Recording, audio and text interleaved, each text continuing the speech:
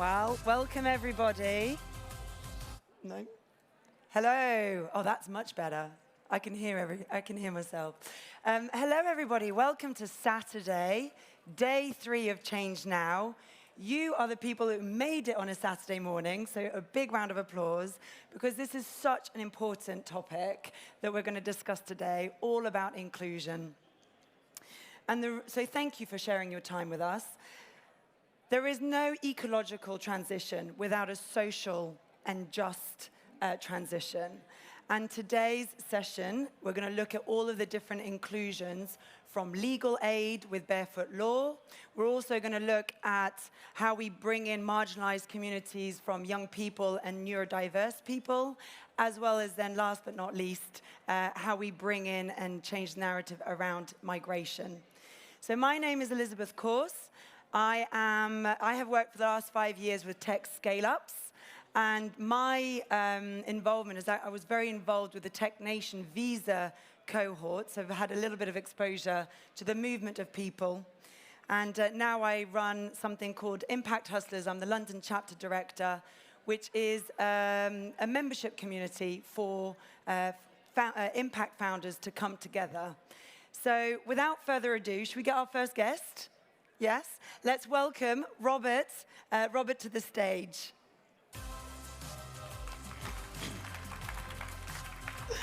Thank you so much, Robert. Come down. So Robert Okello is joining us from an incredible company called BarefootLaw. He's an experienced policy researcher, and he's been very interested in the cross-section of innovation, development, and justice. And his specific interest has been around how to use innovation as well as digital technology to create more access to justice for marginalized communities in Africa. When he's not doing that, he's also been very heavily involved in creating policy papers for European and African policy making. And then he's also the co-founder of Africa-Europe Youth Transition Lab and sits on the board of directors at the Hague Justice Portal. So thank you so much for being here today. And before today, I had never heard of BarefootLaw. So I think you need to make sure you tell us a little bit about what it is BarefootLaw does and where you are today. Thank you, Elizabeth. Good morning, everyone. Super excited to be here. Essentially, BarefootLaw is an organization headquartered in Uganda, and we are on a mission to provide access to justice to disadvantaged communities, and technologies allows us to, reach a wider group of people. So we innovate around digital tools to provide access to justice to, vulnerable communities in Africa. So you say you're headquartered in Uganda and you use different technologies. What does that actually look like in practice on the ground? Well, so we work with different tools. We work with traditional approaches and digital tools. The digital tools if I'm to run through, we have legal low voice. You can record your voice as a beneficiary and you send to our office. And also we have low text where you can, send in the text messages through a phone, and our lawyers, in-house lawyers, will reply to your text messages. We also have what we call in areas that, we have identified conflicts. We have the low box, which is basically a container that is taken into communities and is digitally wired, and communities are able to use the containers to get in touch with lawyers who are in the capital. So obviously we're talking here about the inclusion of a section of the population that have never been able to access justice. What have you learned about what are the main barriers to the local communities that you serve in East Africa when it comes to accessing the law? Well, so many, it's across Africa, but also generally, I think globally, over, 80, over 4 billion people are not able to resolve their justice needs or benefit from the opportunities that the law provides. And sorry. And in Uganda, where we work, almost 80% of people are not able to use the justice systems because it's because of distance. That's one, and secondly, the number of lawyers does not sort of reflect the population, in the sense that most lawyers are settled in the capital city, and also, if you look at the cost of litigation or generally, access to legal services, it's very expensive for, the normal person in Uganda. So there are certain factors around the justice systems that sort of create barriers for communities who are settled, especially those who are settled in the rural communities. So it's a geographical issue where there's the urban community and the ones that live outside. We've also got the cost. And then is there awareness as well, in terms of awareness that there's a law that's there to protect them? Yeah, of course, generally in Africa also, the complexity within the law itself, sort of the law creates a gap between the way it's designed. Layman person does not understand the law in itself. So I would say, a lot of people are not able to, benefit from the law simply because they are not informed, or they do not understand that the law is actually there to protect them. Yeah. And so tell us about the project. I mean, this sounds like such a vital part in a continent that is seeing huge population growth. What is the story? Where did BarefootLaw come from? How long have you been around? And how did you get involved as well? Well, BarefootLaw has been in operation for 10 years. It's our 10 years anniversary, actually. Happy birthday.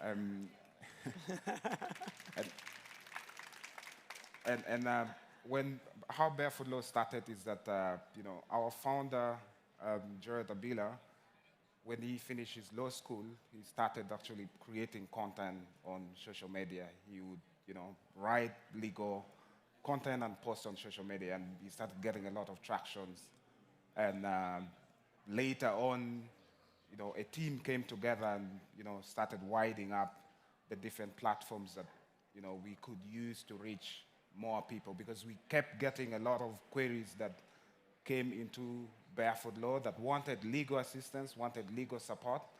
And we realized that, a large number of population or people in Uganda some people do not even know that they have, legal issues. So the information that we were sharing, you find that people get in touch with us and we take them through, their journey, their legal journey until they reach their justice outcome. So.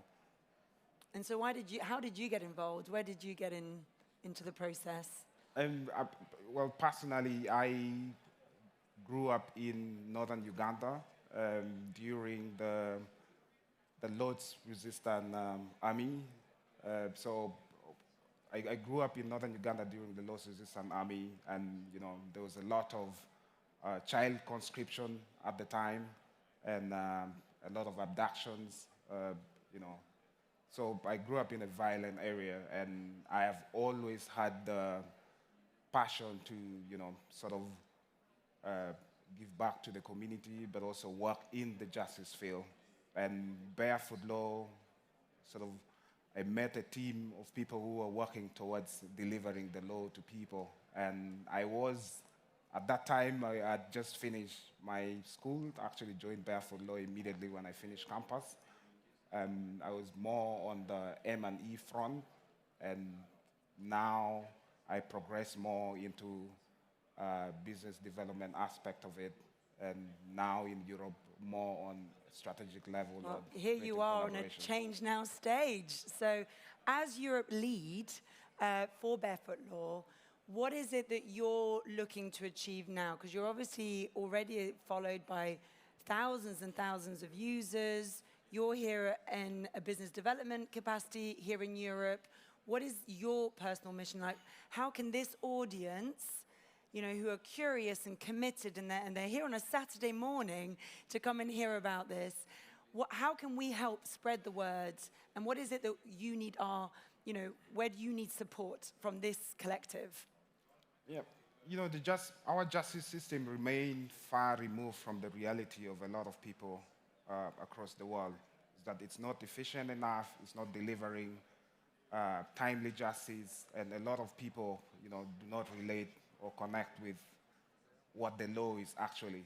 So my appeal generally is, first of all, the justice system needs to be more innovative, and we need more sort of new tools to sort of widen up and allow, you know, make people actually be able to, you know, access justice.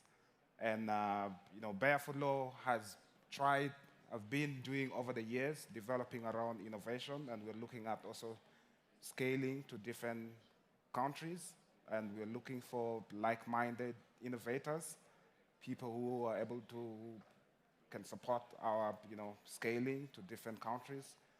It can be through, you know, through the law box, for example, which is a container, or can be through computers, because we have a number of lawyers who use computers. If you have computers that you don't use, you know, some of those equipments, we can put them into good use.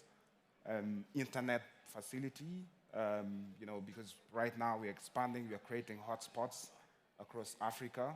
So you're wider than just Uganda and East Africa. Which territories are you in at the moment? We've moved to Zambia, Kenya, Malawi, and we're looking at expanding to West Africa and other countries. And I'm interested in how you've seen this evolve, because we're here to talk about inclusion and how we bring more people into the transition. Have you seen momentum? Have you seen change in that you've been here? You've got a 10-year insight into where things were and where things are now. You probably have a sense about where things are going.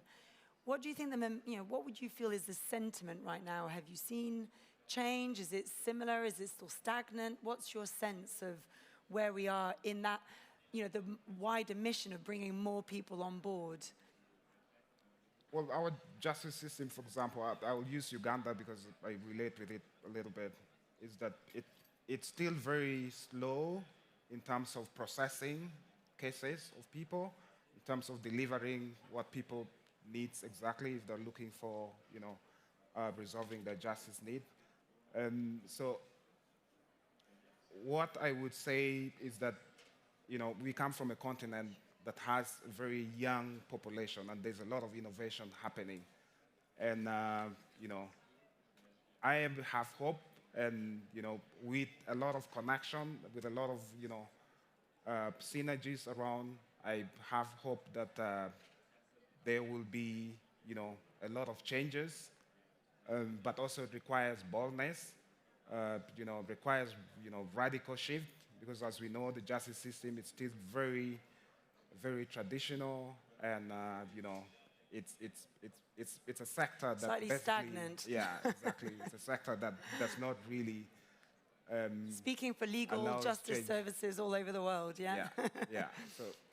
Brilliant. Well, I think one of the things, you know, to think about the life experience, you know, you're taking personally and as a group of individuals based on your experience, trying to give back and trying to expand that.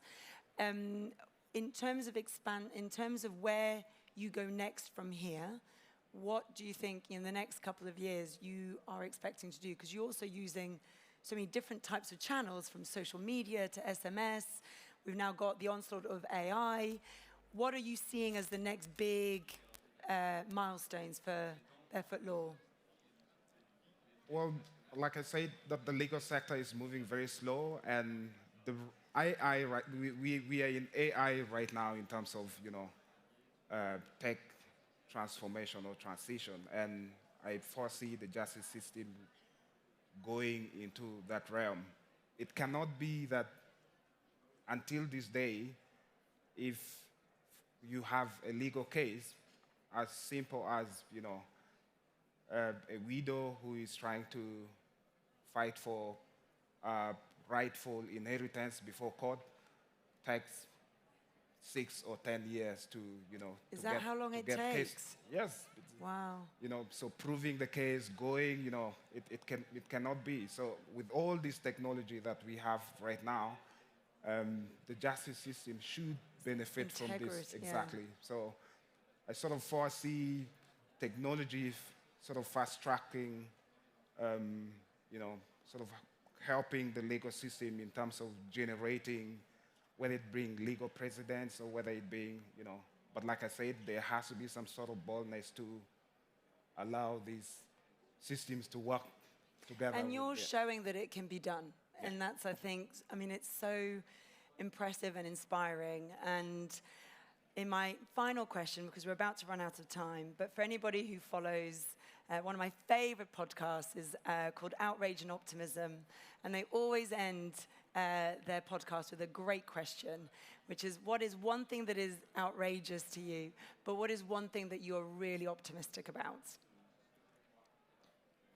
I would say that the justice system is still not working for the ordinary people, and we need a complete reset button. We need to change ways on how the justice system operates. So that still frustrates me within the field, even though we're working to innovate different tools. But you're optimistic? Of course, my optimism is that the younger generation, do not care about the old rules that have been created years ago. They want things that work for them. And there are new tools that exist now, and those tools can actually be used to, to change the justice system completely. Well, listen, thank you so much. Can everybody give a round of applause to Robert, because it is so good to hear of your work. Thank you ever so much. And we're now going to go to our next panel, so thank you very much. Right, next up, it is time for a discussion around how we bring in more diverse thinking into the workplace. We hear lots of reports about the fact that those workplaces that are more diverse always outperform those that are not, but there are very marginalized communities, such as young people or neurodivergent thinking people, who just do not get the opportunity to come in. So let's welcome to the stage, we have two brilliant speakers from AUTICON, Rousse and Franziska Zeidler, and ma voix, Philippe du Payrat. Have a seat, have a seat, have a seat.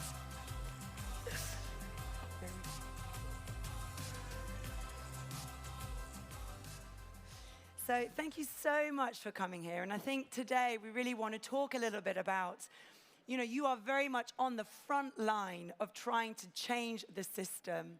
You've all got very personal reasons for being here. I'm going to do a short introduction to give you a sense of who we have in the room, and then we're going to dive straight into a short panel. So Laura, you have a very personal journey, and I'm not going to say anything because you're going to tell us about it separately, but that really has fueled your dedication to wanting to make employment more inclusive of neurodivergent thinking people. And you have found your place, haven't you? You have found your tribe in AUTICON and your purpose. And Franzi, I know you as Ops Director for AUTICON for the same company, but you're based in France, you're based in the UK. And you have your background has been very much social research, so you have been very involved with not just the expansion of AUTICON, but also actually measuring the global impact of what you're doing. And Philippe du Payrat, founder of mavoix.org, you've come from the startup and the tech world. You're now very much on a mission to help young people who are what's called not in education, training, or employment. So that's called a term called NEET that everybody should know before we go into this conversation. You very much believe in inclusivity. You've made it your mission to try and take the best practices of the tech world, but apply it to a non-profit framework to be able to scale the best signposting platform for young people. So I hope I've done them justice in my intros there. But it's now time to hand over to you. And Laura, if I can come to you first, can you tell us, I had no idea about AUTICON. I only met Laura last week, and I've already told about 7 people about it. So you're all going to want to go and talk about this. So can you tell the audience what it is, who it is that you help, and how it is that you do that? Yes, AUTICON is a tech company who employs consultants who are all on the autistic spectrum.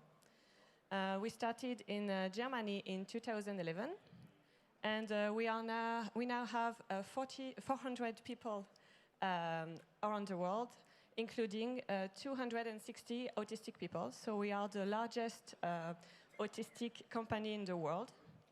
And our goal is to provide as many jobs as possible for autistic people, as we know that it's a population who is largely a victim of discrimination for work, but they have capacities and capabilities, and they could be very good employees if we just give them the chance to show what they can do. So. If we come to you next, Franzi, because you have been doing this for 10 years. You have been seeing the impact of bringing different brains, different ways of thinking into the workplace. What has been the experience of AUTICON up till now? It's been a great experience for me and probably also our employees. But we've been doing the technology consulting business for about 12 years almost now.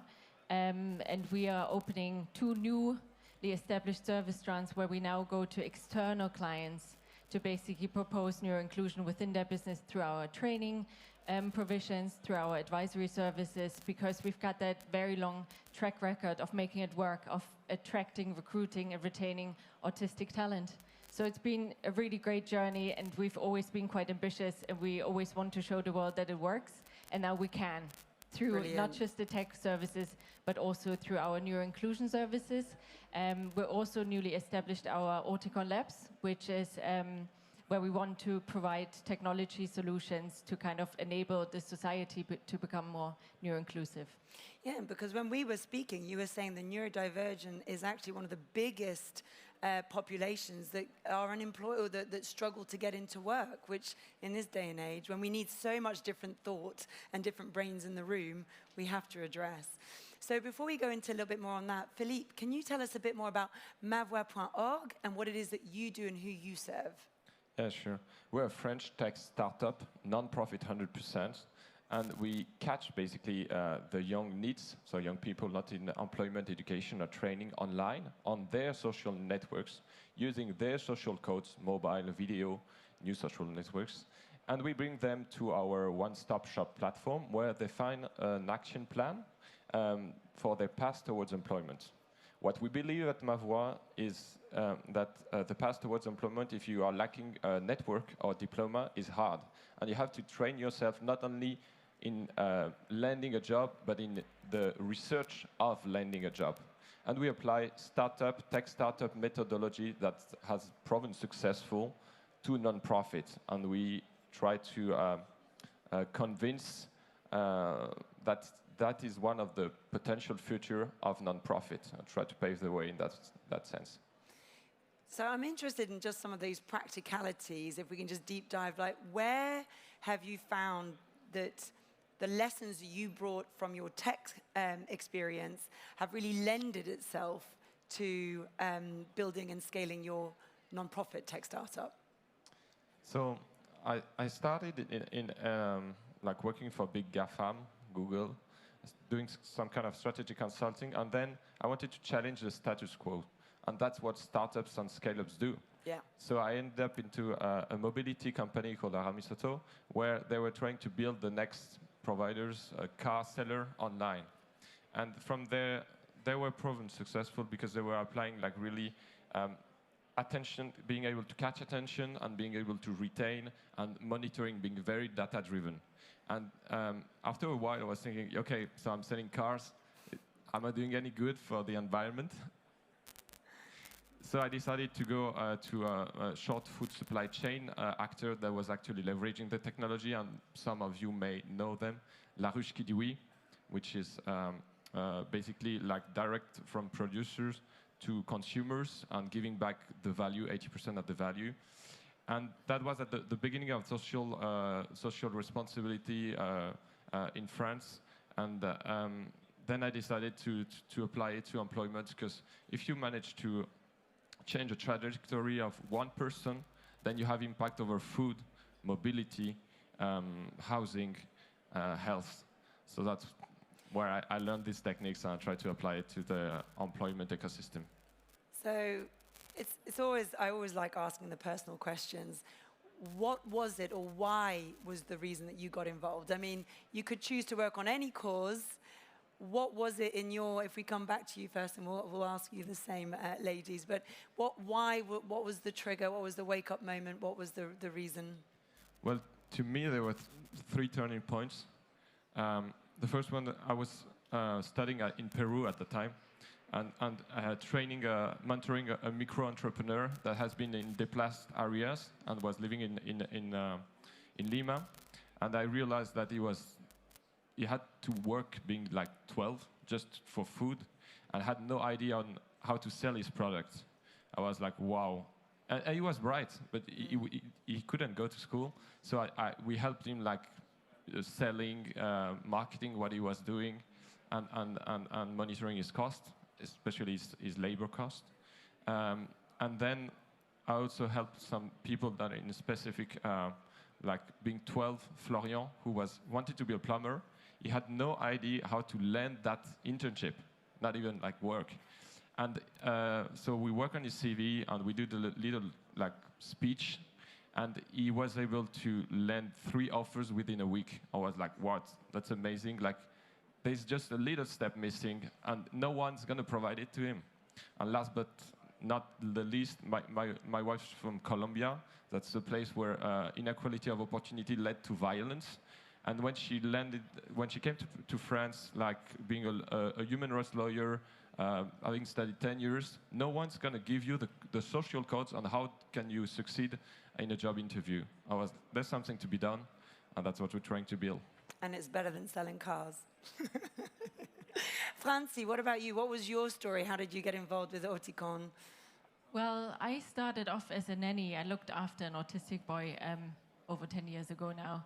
And I then decided to study, so I've got 2 degrees in sociology, and I kind of wanted to merge the two and kind of do something that still has something to do with autism, but also where I can kind of really put my knowledge into practice around kind of social investment and kind of social measurement, impact measurement. And I found out about AUTICON, and I thought, oh my God, this is incredible. I can still work within the autism field. I can kind of help and enable my autistic colleagues to really flourish in the workplace. And, you know, so I could merge those 2 together. And yeah, it's been a really incredible journey so far. Amazing. And Laura, tell us a little bit more about, I love your story. So yeah, tell the audience how you got involved. Well, I was struggling to find and to keep a job, as I had been for 20 years, because I couldn't somehow keep a job for more than 1 year. And I discovered, thanks from a video that I saw on my social media from a psychologist who is also in the spectrum, whose name is Julie Daché. And she was talking about the specificities of autism for women, because it doesn't look the same as for men. So I was curious. I was like, oh, what are the specificities? And I found a sheet with 40 criteria, and I had 38 of them. So I was like, okay, I need maybe to look into that. And I had a burnout. I ended up on a psychiatrist. I told him about that, and he looked at my journey, my professional journey, and he was like, yeah, you definitely need to look into that. So I got my autistic diagnosis 5 years ago. And then I was like, okay, so now that I have those keys, where am I supposed to go to work? And so I looked, autistic, work, where should I go? And AUTICON popped up. So I joined AUTICON right away as a consultant. As a consultant, As a consultant. And for the first time in my life, I've been there for 4 years now. Let's have a round of applause for that. That is a moment. Brilliant. I have stability. I absolutely love my work. And I am really happy to be part of the change, because now my job is to help AUTICON to give that opportunity to as many people as possible, to make sure that as much as possible autistic people can find their place. And it's really great. And both of your organizations do something that touches all of us. Like, we all know young people, we all know neurodivergent people in our lives, and yet sometimes it can feel so hard to know how to help. What I'd love to know from both your sides is, where do you feel businesses are now? What is pushing businesses to do better? And what do you think will become the norm in, say, 5 years' time? You know, what is good going to look like? Philippe, if we can start with you.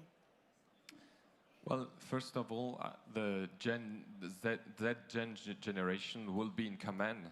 Like, yes. 50% of the workforce will be there.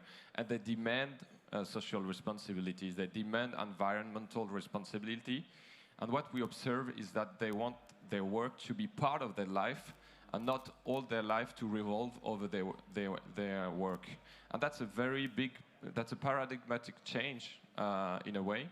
So the businesses will have to adapt and to personalize the way they consider their employee, first of all. And that's happening. Otherwise, people just don't apply, or they don't stay. So there's a lot of work that is already going, but that will lead, in my opinion, to better workplaces. And the second part of it is, I think they want to get involved also on a volunteer basis, and they want the company to be involved in the social responsibility. And it starts to me with like helping applicants that are completely off-site to have a bouncing back solution. Because there's a paradox here. The more you are far away from getting a job, the less feedback you get. Right. And that's what we try to convince them to bring on board. Maybe Accor will be doing it at some point, I don't know. It's like, when you say no to every applicant, even if it's a really bad application, is a step forward to a company. You have to answer back, and not saying like, thanks, Philippe, very nice for your application, but you're out. No, Yeah. give me more than that.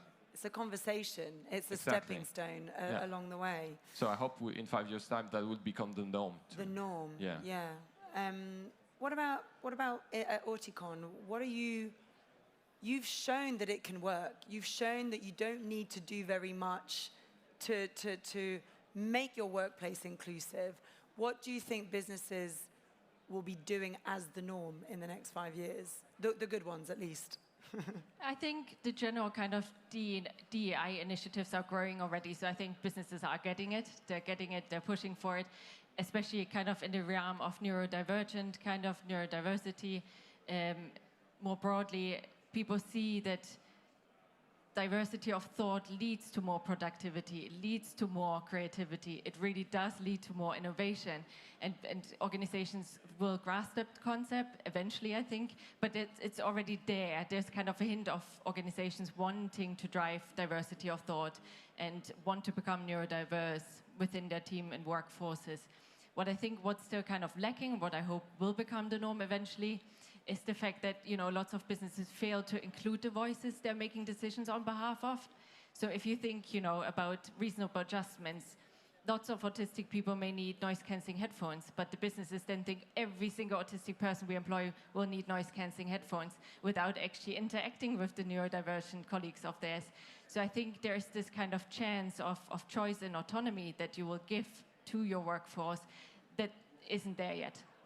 Which is happening at AUTICON. You know, nothing about us without us is kind of something that comes from the broader kind of disability community that we will take to heart at every single decision that we're making. And I think even though there is the kind of growing DEI initiative, as I mentioned, we're not there yet. But, No. you know, AUTICON is there. So you can always kind of, you know, see us as some of the kind of main example within the workforce to drive that. Something that really left a mark on with me is when we spoke in our briefing last week, with when you meet one autistic person, you have met one autistic person, because the spectrum is just so wide, and you could apply that with a young person as well. You know, you can't put them in a box. You know, everybody brings their own self. In terms of, I guess where I want to go to next is, you know, it's always a bit delicate with business, and we're seeing a big movement around ESG, and there is this sense that there are more people embracing D&I.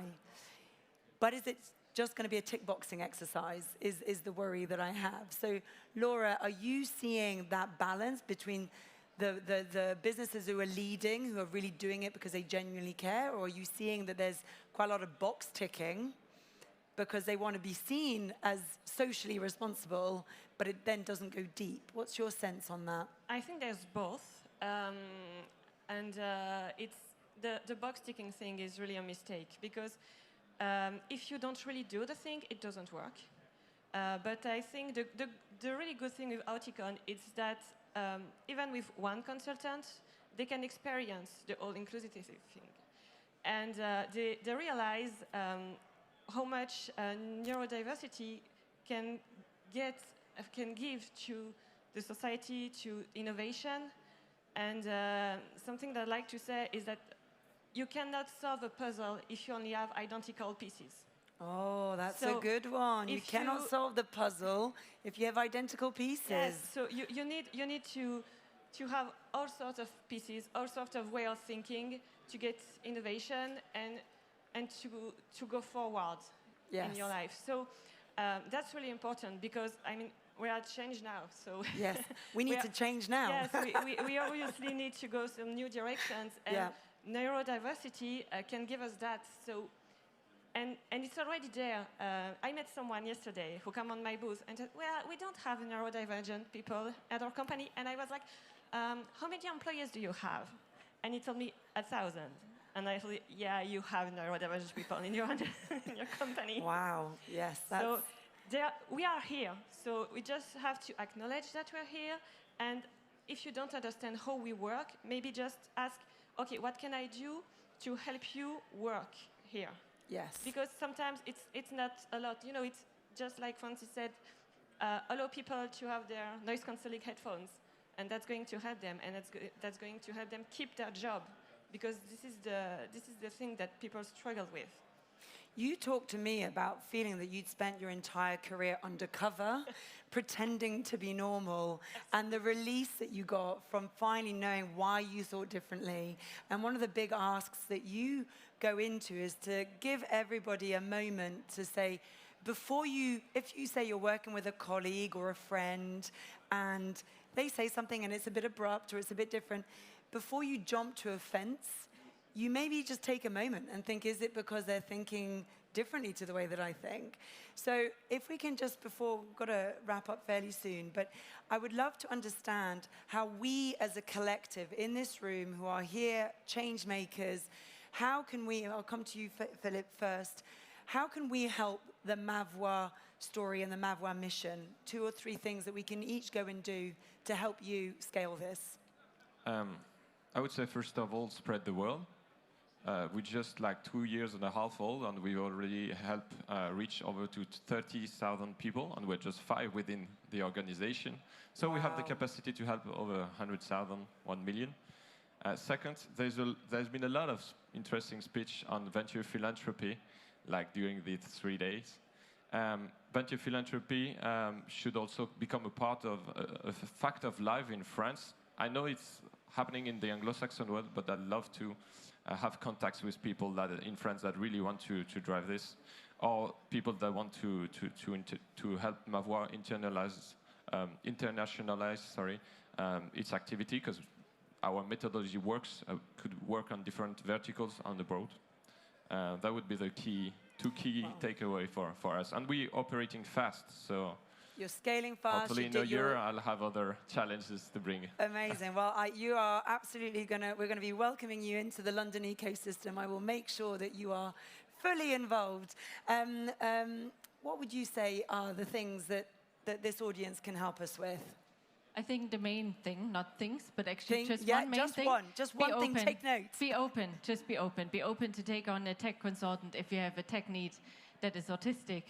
Be open to ask and maybe, you know, find out whether any of your workforce is neurodivergent. If you're not a business, be open to speak to someone that you may think is, you know, neurodivergent, and just be open and open the doors. You know, there is a crisis, there is an unemployment crisis amongst neurodivergent people and autistic people. Just be open and, you know, make sure that you enable, especially if you're from an organization, to open the doors to the talent that you may have not identified yet. Amazing. And Laura, what do you think? If there was one thing you had to... You can't say the same as Francie, so I'm sorry, she took a good one. But yeah, what's one thing that you would add? Educate yourself too, because neurodivergence is absolutely not what you see on TV. Autistic people are not all geniuses or nonverbal children who just, you know, a big cliche, look at trains or metro plans. Yes. The spectrum is really large, and you probably know someone on it. Yes. So just educate yourself and be aware. And be aware, and make sure that you are kind to your neighbors, because you don't know. Maybe they've spent their whole life waiting for their mothership. Undercover. Waiting for their mothership to take them back to their planet. Because seriously, that was absolutely what I felt. Right. And it's really good once you have your diagnosis to find your species. Yeah, your family, brilliant. You find your tribe. Absolutely. So very quickly, quick fire round, because we only have a couple minutes left. Something that outrages you, something you're really optimistic about. Go, Philippe. Well, I'm very optimistic about that social R&D will be funded. I'm kind of outrageous when I think that some non-profits works in silos, whereas we should all stick together. Mavo is a collective, by the way. We are a non-profit that is supported by around 15 social organizations, and that we are working on breaking silos, because if we have the same mission, then we would focus our end beneficiary, in our case, young, underserved unemployed people. Thank you. Francie? I'm outraged about the lack of access to diagnosis of neurodivergent individuals. I think there is a crisis, probably in France, definitely in the UK. Yes. You know, there's no access to care, to the validation of the experience of the people, rather than now, you know, being targeted as, do you really feel like you have that condition? Do you feel like you're neurodivergent? You know, the misdiagnosis, there's all this media frenzies around it. And I think, you know, having said that, you know, the emphasis should be on changing the medical sphere and, you know, the care and the duty of care for diagnosing bodies. But at the end of the day, we see growing interest, especially at AUTICON. Coming to work every single day for the last couple of years makes me super hopeful that we can change the world if we have ambitious plans. Laura, very quickly, last word. Something that offends me, well, the cliches, because as long as we show autistic people as cliché on the media, it won't. So we need that narrative to change. We need now to change that. What are you positive about? And I'm positive about the fact that every place that AUTICON goes, every people we bring awareness to spreads the message. So it's, you know, one people by one people, but we will get there. So amazing. Can we put our hands together? Thank you very, very much. And we're going to move on to our final part. So if you want to put the microphones down. Brilliant. Thank you so, so much. Yeah, you're all... Yeah. There we go. We're good. Let's try not to drop them. Right, everybody. So we are now to our final session or final part of this session. And we're going to really be looking into the immigration side of things. There's no shortage of examples of movement of people and where it's been affected, not least with what we've seen with the Ukraine. Only this week in my country, in the UK, there's been a report published about the fact that our net migration is higher than the government wanted it, and all of the negative narrative that comes with that. And so here we have two people who you will probably recognize, who are very much on a mission to change that narrative. So I'd like you to put your hands together for Benoit Hamon from SINGA Global and Brune from Accor, Brune Poirson. Bonjour, hello, hello. Hello. Take a seat. Come over this way. Yeah, don't leave me alone. No, you got. Oh, okay. I'll come this way. I'll come this way. Welcome, everybody. It's so wonderful to have you here. I'm just going to do a couple of introductions, although I'm pretty sure they need no introduction, but we'll do a couple of introductions anyway. So we have got Brune Poirson, the Chief Sustainability Officer at Accor. She also sits as a member of their management board.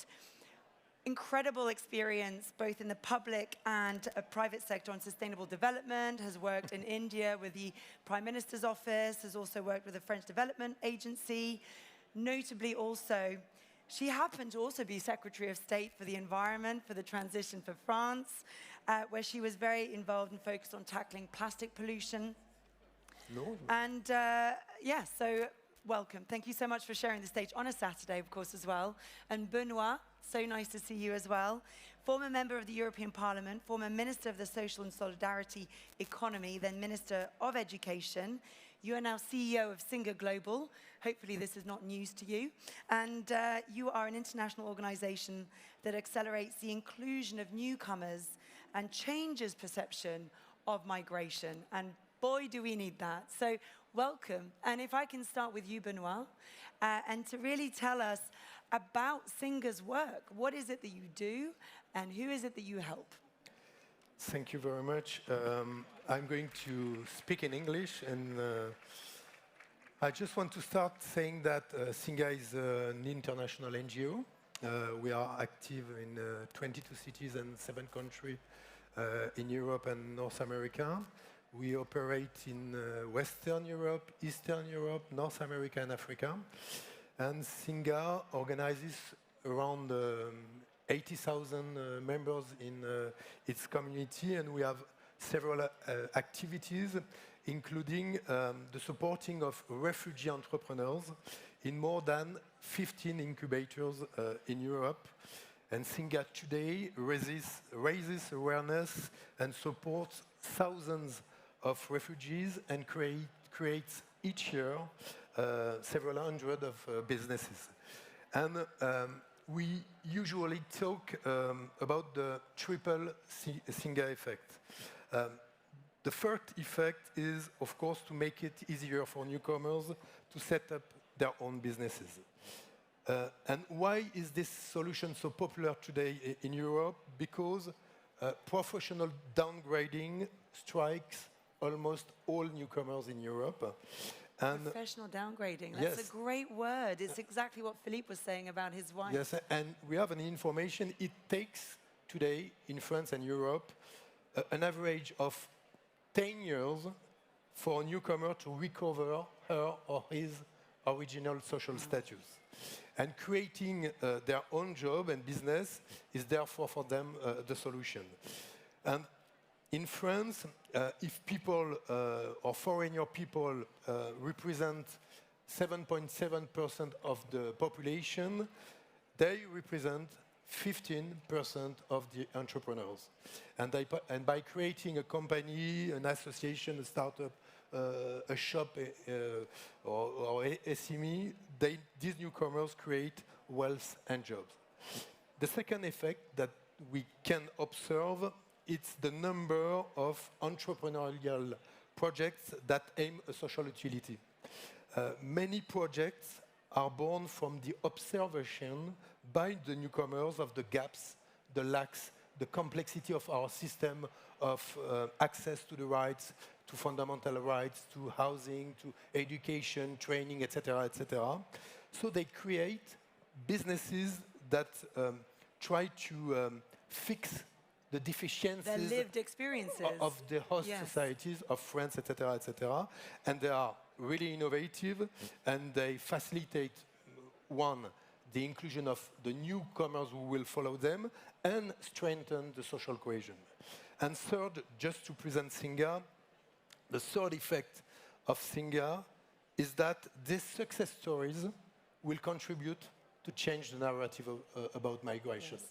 because these newcomers are now role model, ambassadors, they are claiming for an inclusive society, and that helps us to advocate for a more inclusive society. Thank you so much. Such important work. And you, with Accor, have been very busy with creating a new coalition, which I would love for you to tell us a little bit about. In terms of, we've been speaking, we've seen that ESG is definitely something that more businesses are getting behind. But you at Accor, you're going bold, right? You are leading the way in this area. Can you tell us a little bit about how you've got involved with the SINGA work and why that was such an important thing for Accor to do? Thank you. First of all, good morning to everybody. Thank you for being here on a Saturday morning. Yes. So, I mean, let's be humble, right? Yeah. We have more than 5,400 hotels across the world, and we are employing refugees, but clearly not enough. However, we really believe that very often, you know, when we talk about ESG, we tend to focus a lot on the environment, which I think is obviously not only great, but like very much needed. But I don't think we can solve the environmental issues unless we start with the social issues. So first, so it's one of the reasons why we decided to work with SINGA, and I will come back to that. The second thing as well is that we are in the travel and tourism industry, right, as a company, Accor. And so it's all about movement. People travel to go to places. And so somehow I think that there is, of course, they travel for fun, they travel to like explore the world, but I still think that there are some crossovers between the whole idea of actually either crossing internal or external borders. And so I think it gives us really a specific responsibility, just like in terms of mindset or anyway, it gives us this. And third also, I think companies have to adapt to society in a way. And today's society is becoming increasingly sort of changed by also all those movements. And I think it's our responsibility, and I think this is our objective as well, to sort of mimic society and to welcome different, you know, perspectives. We talked about diversity on the previous panel. So that's more or less sort of the approach and the philosophy, I would say. And do you want to tell us a little bit about the work that you're doing together? Because you're a founding member of this coalition as Accor. Well, so the coalition was really something that was led by Benoit and by SINGA more generally. We strongly believe that if we are to tackle issues that are really big societal issues, we can no longer do that on our own. And so we need to move away from the idea of competition, and we need to come together to solve issues.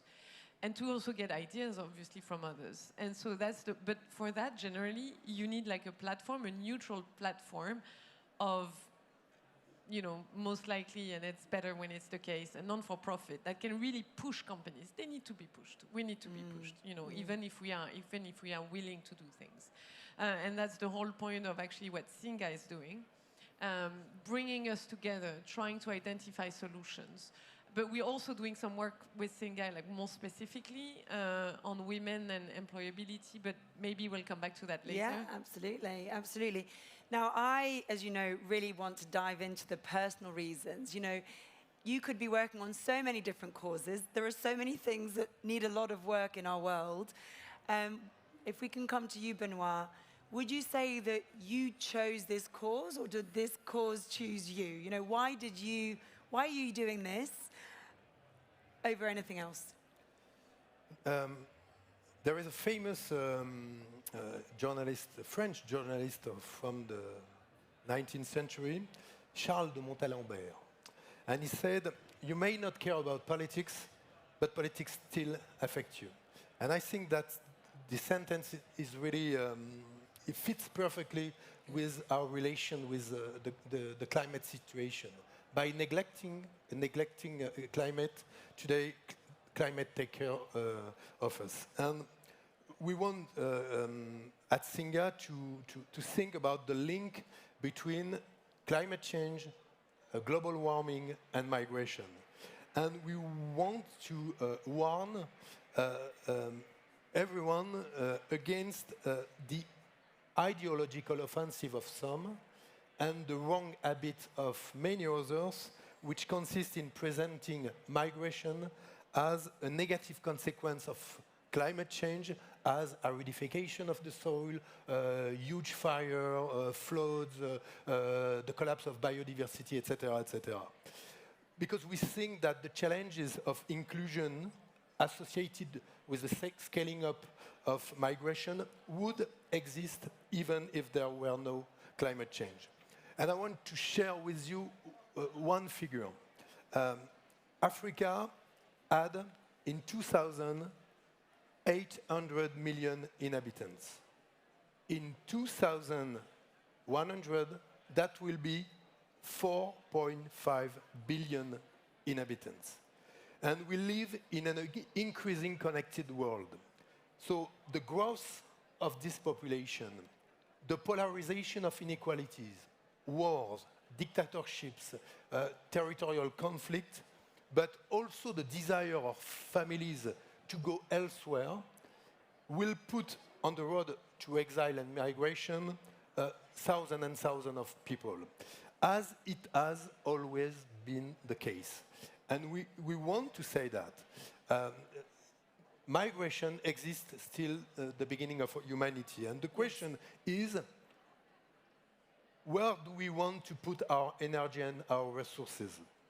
In the illusory closing of our borders, creating wall of stone and technology to keep people out, or in the inclusion of newcomers to unleash the potential of these people and to reveal their talents and enrich our societies.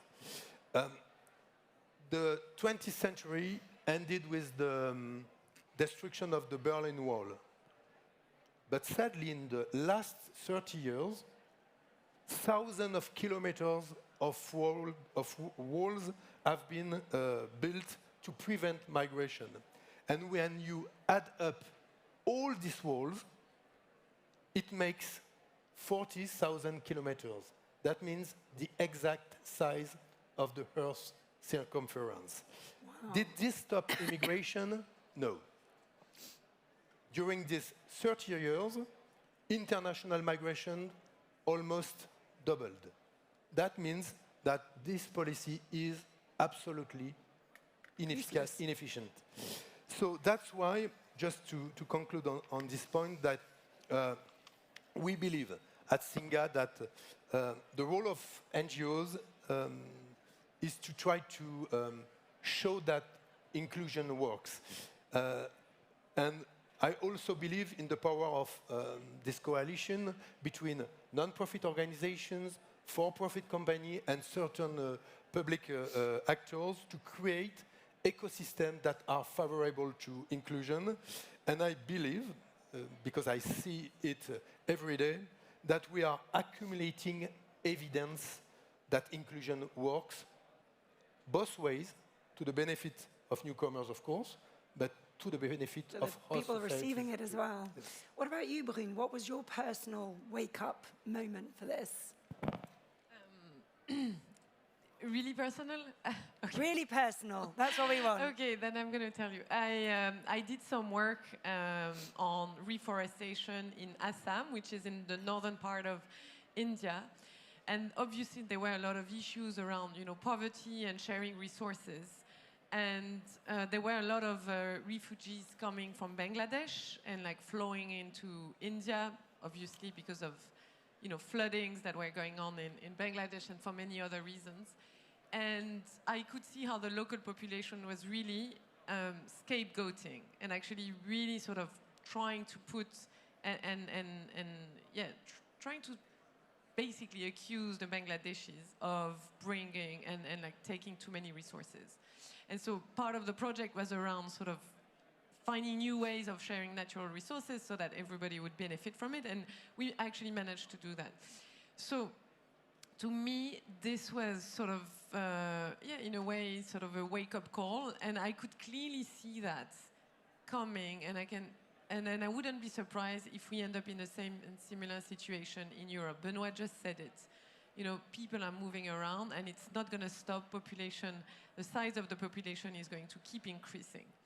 And so, and if you look at natural catastrophes, I mean, there are more than 61 million displaced people, and more than half today are because of natural catastrophes. And so that's where I think the E and environment and S of social really come together. Yeah. And private companies have a responsibility, but it's not even a moral issue, Yes, we do have a responsibility, but also, let's be pragmatic. That was said in the previous panel. It helps you perform better as a company. And so that's why we also want to include more and more refugees in the type of work that we do. One of the challenges is to make sure... What are the challenges? So let's not be naive about it, right? One of the challenges, and that's why we work with SINGA, one of the challenges is that a lot of those people who left their home countries, they don't necessarily know how to, they don't necessarily know the cultural habits of the country, so they need to be trained. And so that's why we need to partner with SINGA, because this is not the expertise of Accor. And I see here Christine, who's actually heading the foundation of the group, and Jean-Baptiste, who's been doing a lot of work as well on that. So we try and spend time, and we have expertise in the company on employability and working with helping to integrate refugees or displaced people. But we really need organizations like SINGA, because they do it at scale, they have a methodology, and they can really help turn things around. Because one of the challenges that we have, we want to employ refugees, we want to piggyback. I mean, we want to avoid refugees having to go through 10 years of proving who they are, how they think. Comes back to that legal access, doesn't it? Exactly. And so how do we shorten that time? It's one of the reasons why we work with SINGA. Of course you can add something. There is something different in the agreement between Accor and SINGA with the traditional agreement between non-profit organization and for-profit companies. Because when we are talking about jobs and newcomers, very often we hear in the public debate that, okay, there are newcomers and we have to train them to take jobs in catering, in hotel, cafe, restaurant, in the construction sector, etc. Yeah. So that's classic, and some of these companies are waiting from our NGOs to provide people for jobs. And the difference with Accor and in the coalition we organize together is that these companies said, okay, we have to change our organization. We have to become intercultural. We don't have just to organize a new hiring method or process. We have to think interculturality. So that means that employability is not only the obligation for newcomers to train for jobs or free jobs. That means that these organizations want to change and be, comment on dit hospitalière? Welcome, really welcome for refugees in their process. You're really talking about the culture becoming, embodying all of the new talents and the new perspectives that they bring with them. So it's beyond just giving them a job and helping them. Absolutely. I mean, maybe two things that I wanted to add to what Benoit said. So first of all, yes, we need to focus on qualified jobs. Yes. It's too easy, it's way too easy, and it's in a way, it can be also morally reprehensive to only see refugees or displaced people as people who can basically, clean the dishes or do the jobs we don't want to do. But mind you, we are a hospitality company, so we still need those jobs. Of course. And we still provide those jobs, and we are more than welcome to work with refugees for that sort of jobs. We need them. That's what we do as well. We serve food, and we offer beds to people. First, but we still want to focus now increasingly on qualified employment, because we believe it's not only is it good, but it's also a way of performing better. I mean, we need companies now, they need to change. Yes, they have to make money, but they won't be able to make money and be profitable unless they find solutions to intractable problems. Yeah. And those problems, climate change, migration, all that, are so complex that you cannot solve them with a group of people that is thinking alike. Exactly. So we need to come and we need to have people who have been through, migration and all of that, because they will help us think about major issues differently. Yes. And that's what we need, otherwise we won't be able to solve problems. So that's one of the reasons why we work with SINGA. Another thing, and then I'll finish with this, another thing is women. We don't know that. I mean, it's not well known, I think, in the general public, but half of the migrants, displaced people, are women. And we tend to forget about them. Yeah. And on average, for example, in France, it takes 4 years for them to get a work permit. So what happens during those 4 years? Some of them think that they have to become pregnant.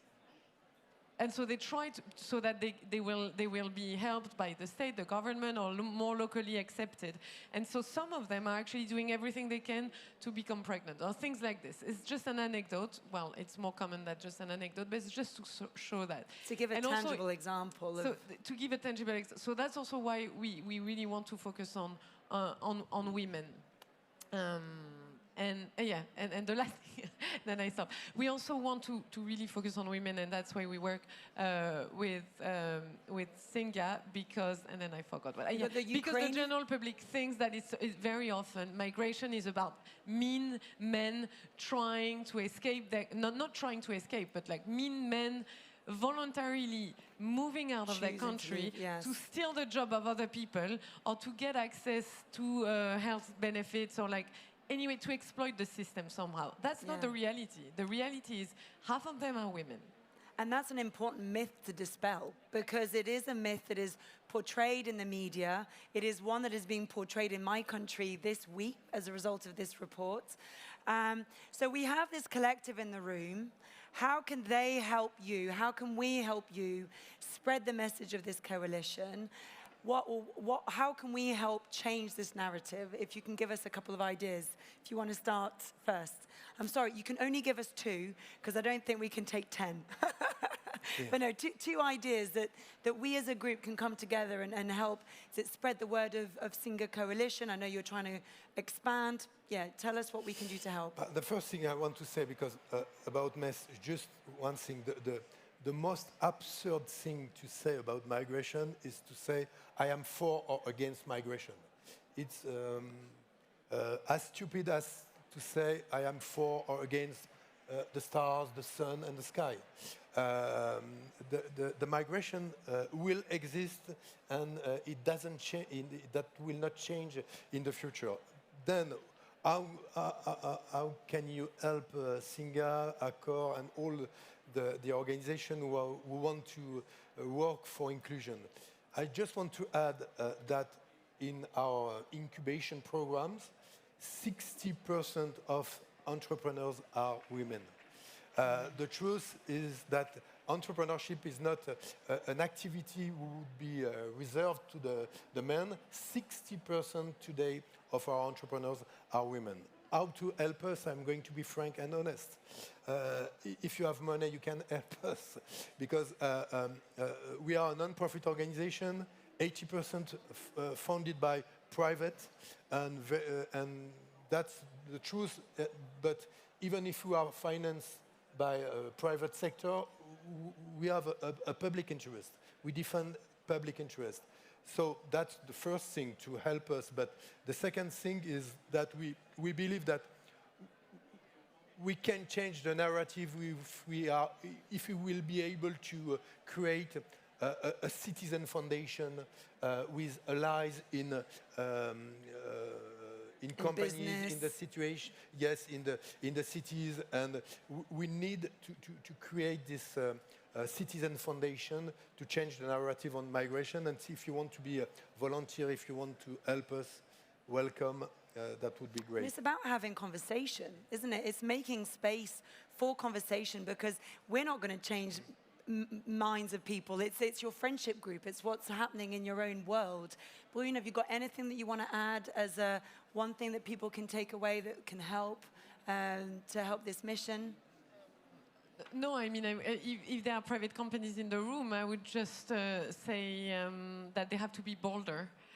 Because we actually need to prove that we can really make a fact, as Benoit was saying. You know, migration is a fact. Either we make it like a real problem by trying to build walls, by separating them from, you know, who we are as a society and everything, or we try and find common solutions to make sure that they, as fast as possible, feel welcome in their host country. Because in any case, they are going to be there. So it's really a choice, either or. And as you were saying, it's about having conversations. So it's also about. I think we need.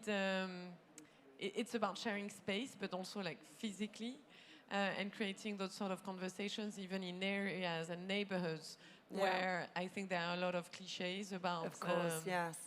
Those people, as we say, who are actually very, very similar to us. They have families, they have, of course, you know, very similar lives. So it's about building doors, not walls. That's what we need to do. So we're going to wrap up there. I think the kind of concluding points I want to leave you with today is that, you know, what we know is that there's a large portion of society that just don't have access. They just don't have access to jobs, finance, legal, borders, whatever it is. And all of the speakers that we've seen today are trying to change that system. They are trying to build inclusion as a solution to those big problems. And let's face it, we are facing problems that we have never faced before on a scale that we have never faced before. We cannot expect to do that with the same brains as we've had before. The quantum of talent that we need just doesn't exist in this existing talent pool. And what we have an opportunity to do is think differently about the problems. And let's face it, we know that marginalized communities are most affected by societal change, climate change. We don't even know what the problems are to fix because we haven't lived them in the same way. So I want to say thank you to all of our panelists for being here today. Thank you to you for taking the time to come here today and listen to us. I think the team will stay here for a few minutes at the end. Can we share just a quick conclusion with, regarding the actuality in France? Just one word, but I just want to say that if I don't say that, please I do, will Ben. feel bad. Benoit, otherwise you won't. Yes, because, and you will understand. You can't help it, Benoit, you have to be political. Climate change has become today, not only in France, but all in the Western countries, the argument not to change the economic model, but to reduce immigration. And what are we talking about in France today? About a great law on climate? No. About the 21st law on immigration in 30 years. And when the wise man shows the moon, the fool looks at the finger. You know that? Yes. And when the IPCC announces that the planet will be 4 degrees warmer, Western government, led by France today, makes laws on immigration. And that's a concern for me, and I hope for a lot of people. Thank you so much. Have a lovely day. Enjoy the rest of the show. Merci. Merci bien. C'est terminé.